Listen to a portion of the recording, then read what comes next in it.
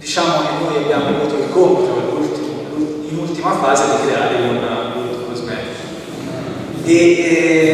Intanto bisogna ricordarsi che cos'è un prodotto cosmetico, perché molto spesso, soprattutto nel mercato, si fa un po' di confusione, cioè si confonde molto quello che è il prodotto cosmetico per la cura della bellezza rispetto a quello che è un prodotto cosmetico in realtà delle azioni fisiologiche che vanno un po' oltre questa definizione classica. E devo dire che anche in questo caso siamo andati leggermente oltre, perché appunto, se avete seguito la presentazione della dottoressa Millucci, abbiamo visto che questo estratto vanta delle proprietà estremamente interessanti, non solo le proprietà di tipo cosmetico, di tipo cosmetologico, ma vanno ben oltre, perché vanno ad interagire con le nostre cellule cutanee e non solo, poi loro hanno fatto vari tipi di sperimentazioni. Quindi è bene ricordare che è un cosmetico di altissima qualità, che interagisce a livello fisiologico con la nostra pelle. Per quanto riguarda le materie prime impiegate in un cosmetico naturale, un biocosmetico, naturalmente è bene che queste materie prime siano di origine vegetale, siano anche certificate, siano di elevata qualità e abbiano una loro funzione. Guardate, queste tre caratteristiche sono le caratteristiche che ha l'estratto di ricci di castagna. Quindi un solo estratto ha tutte queste caratteristiche. In più c'è una caratteristica che prima ho ricordato, è un prodotto innovativo, è un attivo innovativo e questo è un valore diciamo importantissimo, se non fondamentale, per i cosmetici in questo tipo di mercato. Perché se non si hanno degli attivi, no? degli ingredienti attivi innovativi, si rischia di cadere nella banalità, per quanto si possono fare dei prodotti meravigliosi, fantastici, è difficile motivare questa loro attività se non c'è un attivo innovativo. In questo caso l'innovazione diciamo, va al centro anche con la funzione, perché la dimostrazione che hanno appena dato la professoressa e la dottoressa su quanto questo estratto sia valido ci permette di utilizzare un nuovo attivo che ha però anche una validazione da parte di un ente di ricerca, di un istituto di ricerca, e anche questo è fondamentale ed è esattamente quello che fanno le grandi aziende cosmetiche. Noi siamo una piccola realtà e appunto grazie Giovanni Alessandri che ci ha coinvolto all'interno di questo progetto, siamo riusciti a entrare in questo mondo, però ci siamo comportati poi fondamentalmente come una grande azienda e come un grande gruppo di ricerca. Naturalmente sfruttando l'estratto fluido di ricci di castagna per la sua ricchezza in polifenoli, è stato appunto descritto, oltre ai polifenoli ci sono anche altre sostanze, vedremo dopo che anche queste sono importanti per l'impiego cosmetico e in particolar modo il prodotto cosmetico che poteva venire fuori da questo progetto poteva avere un'azione di sicuro nel contrasto dei radicali liberi, un'azione quindi poi nel contrasto con l'invecchiamento cutaneo, un po' quello che vogliamo tutti, il pensiero di lunga vita, no? Qualcosa che ci faccia apparire sempre bene. Un'azione astringente che comunque ha una sua funzionalità particolare, se il prodotto magari potrebbe essere anche impiegato per altre funzioni cosmetiche, quindi non soltanto per la parte anti-age, un'azione di contrasto nel fotoinvecchiamento, questa è venuta con le sensi, si sa come fa, che però è molto interessante perché è quello che veniva prima accennato e questo diciamo, il fotoinvecchiamento è uno dei problemi più grandi. Le macchie cutanee si formano per un'eccessiva esposizione o un'esposizione normale, ma sappiamo che c'è un'alterazione nell'ultravioletto e poi andiamo alla sudore, la nostra pelle assorbe e quindi questa azione di contrasto al fotoinvecchiamento è una fondamentale azione cosmetica che può essere espressa dal nostro corpo. E diciamo per ultimo, ma non per importanza, l'aumento di produzione di collagene, perché l'aumento di produzione di collagene è uno dei principali punti su cui diciamo che investe l'industria cosmetica. Voi lo potete vedere a livello pubblicitario, classiche pubblicità su tutti i mezzi di informazione, puntano molto sulla rigenerazione del collagene.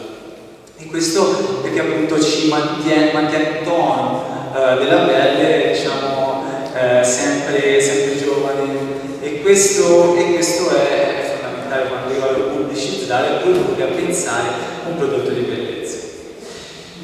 Quindi abbiamo già detto più volte, già stato ripetuto qual è stato il percorso di Dai Ricci che ha portato appunto Renato in università e poi appunto all'oggi e così via. Siamo arrivati poi al prodotto cosmetico che abbiamo scelto e noi abbiamo scelto di produrre una tipologia, un prototipo, e abbiamo scelto una crema 24 ore. Cos'è la crema 24 ore?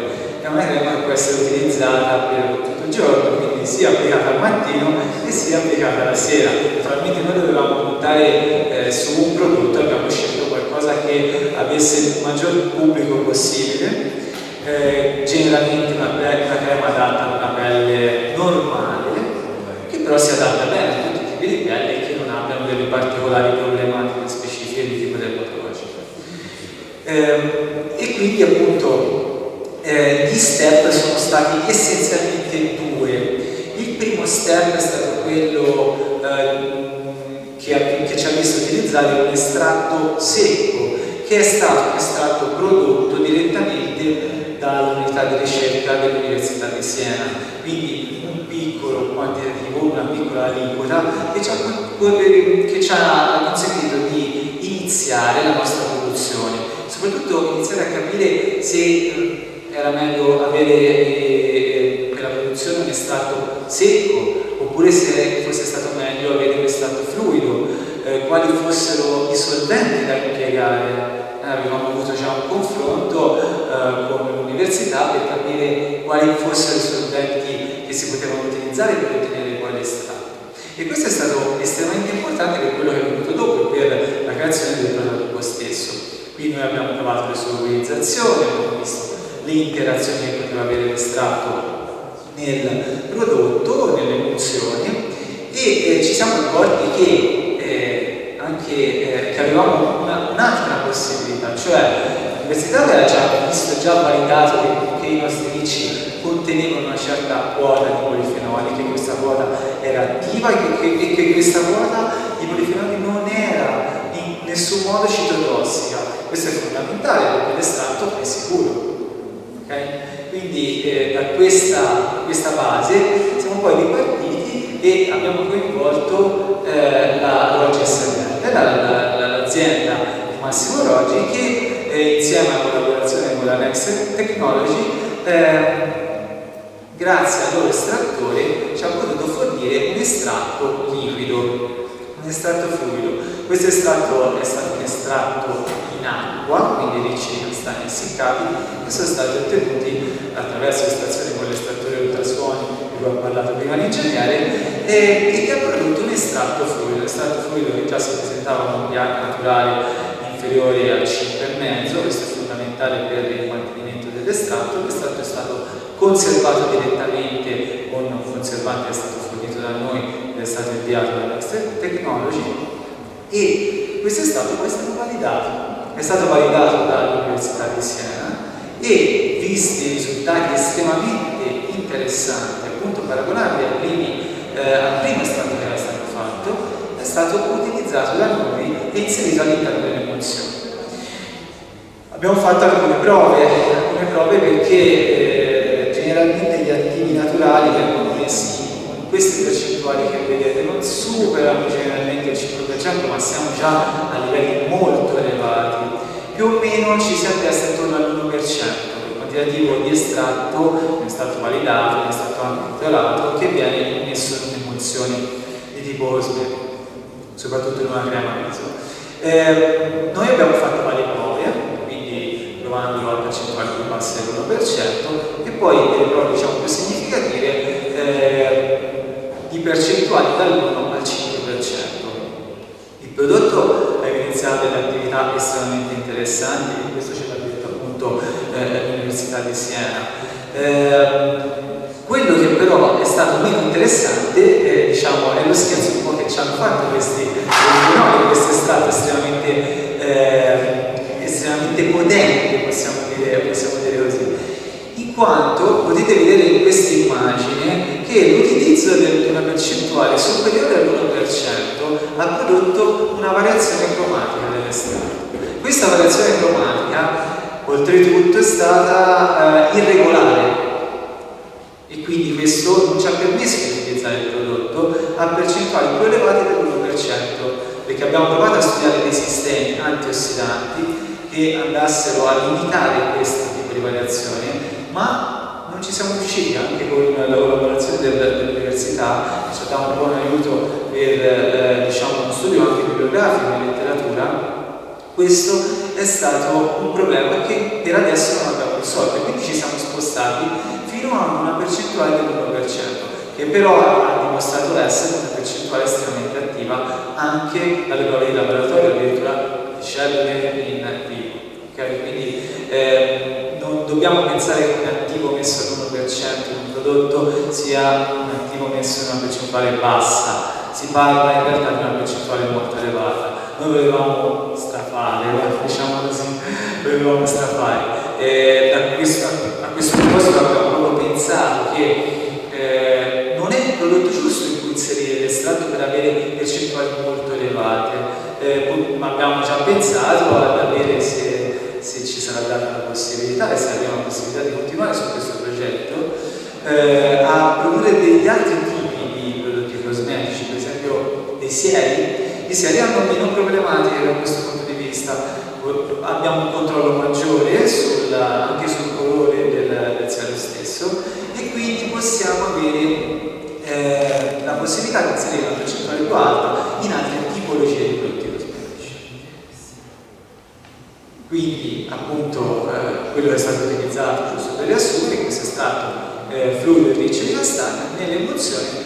E una delle domande a cui possiamo rispondere è quella che ce la faremo ad approvvigionare un'eventuale produzione in quantitativi elevati di crema. Sì, ce la possiamo fare, perché in realtà il quantitativo di riccio essiccato è molto basso e finisce in un vasetto di quel tipo. 30 mg più o meno di riccio vanno a finire realmente poi, non fatte le usure proporzioni, all'interno del prodotto per una percentuale del 1%. Naturalmente se si passa di una percentuale servono quantitativi maggiori. Quindi abbiamo dimostrato in una prima fase che è sostenibile tutto questo, è sostenibile per le ragioni che diceva la professoressa, cioè questa è un'economia molto interessante, un'economia dello scarto, perché qui il riccio viene estivato da qualche parte, viene bruciato ed è solo un problema dei castri motori. Lì si trova una risorsa e non ne serve nemmeno tantissimo, quindi è sostenibile anche per chi produce la castagna. Naturalmente l'estratto fluido di riccio di castagna melatina, in particolar modo in questo caso nel nostro prototipo troverete un estratto di bastarda rossa, in quanto abbiamo, l'università ha fatto le valutazioni sulle varietà, quindi sul cecio, sul marrone e sulla bastarda rossa, e quello che noi abbiamo utilizzato è stato quello formoso citatogeni che erano soltanto ricci di bastarda rossa. Non contiene soltanto polifenoli, ma contiene un'altra gamma di sostanze che probabilmente sono anche sostanze attive. Conosciamo sicuramente i tannini, che hanno un'azione anche di tipo antimicrobico, che può essere sfruttata nel mantenimento e nella conservazione della crema stessa. E poi, oltre ad avere una gamma di sostanze all'interno dell'estratto fluido di riccio, questa crema non si può fare soltanto con l'estratto di riccio di castagna, ma abbiamo cercato di sfruttare la sinergia con altri ingredienti naturali, con altri estratti naturali che noi comunemente utilizziamo, e che sappiamo avere delle funzioni di tipo anti-aging, delle funzioni di tipo antiossidanti, delle funzioni di tipo rigenerativo sul collagene. E quindi abbiamo unito alcune frazioni di tipo oleoso, burri e oli, cercando di prediligere una serie di estratti prodotti derivati da vegetali che si possono trovare nella nostra zona, che hanno un areale nella nostra zona, nella zona gnatina, nella zona delle colline intorno alla Gnata, diciamo allargandoci di poco della Maremma, della parte della Maremma toscana. Quindi abbiamo utilizzato un olio extravergine che viene dal fattorio di Pigliano, abbiamo utilizzato degli estratti per esempio di rosa canina, e qui nella strada che avete fatto per venire qua se ne trova tantissima, anche solo fuori la strada, che sono quelle piante che fanno i pseudofrutti rossi. Abbiamo utilizzato anche l'estratto di foglie d'olivo, non soltanto l'olio d'oliva. Abbiamo utilizzato l'estratto di epifriso, che è un'altra pianta che troviamo su Montagnata nella zona proprio più bassa, soprattutto nelle colline che contornano il monte. E quindi questo proprio per cercare di andare ad utilizzare una serie di elementi, di ingredienti che possono essere poi anche ritrovabili all'interno del territorio, quindi per rimanere il più possibile legati al territorio. Sul prodotto, quindi sull'estratto e sulla crema sono stati svolti dei test, quindi non è che ce la siamo suonata noi da soli e ce la siamo anche cantata. Ci siamo rivolti a dei laboratori esterni che hanno eseguito dei test, dei test di che tipo? Naturalmente dei test di sicurezza del prodotto e di sicurezza per il consumatore. Diciamo, la prima cosa che abbiamo testato è stata lo stato microbiologico del nostro estratto di riccio e i risultati sono stati ottimi, quindi nessun tipo di crescita microbica all'interno dell'estratto. Abbiamo fatto un primo test microbiologico sull'emulsione e anche qui diciamo, si presentava assolutamente priva di inquinamento di tipo microbiologico. Abbiamo fatto poi un test da stress per quanto riguarda appunto le proprietà diciamo di autoconservazione della crema, perché per avere un prodotto sicuro, cioè un prodotto che non si inquina quando voi inserite il vostro dito, quanto pulito, un po' di batteri che porta sempre dietro, il prodotto si deve comunque mantenere nel tempo. E quindi abbiamo fatto un challenge test e abbiamo prodotto un risultato assolutamente